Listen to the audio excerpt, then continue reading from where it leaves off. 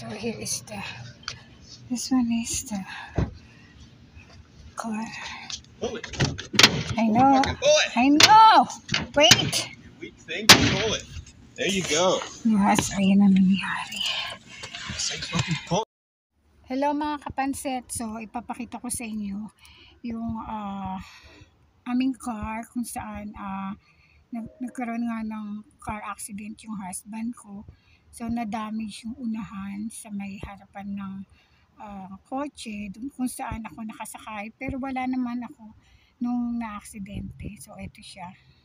Side ng unahan, dito sa unahan, ayan, dyan merong damage. So mamaya papakita ko sa inyo. May lalaki lang kasi na nakatayo doon.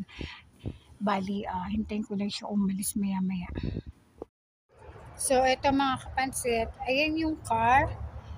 So dito sa unahan, yan yung na-damage. Kapag ino-open ko siya, pakita ko sa inyo ha, maingay. So talagang look, di ba? Nakita nyo? Pag ino-open ko, tapos kailangan ko pa siyang iganan o iganon bago ko siya ma-open. So ganun ang nangyari mga kapansit. Kaya mahirap ang sitwasyon ng na-aksidente.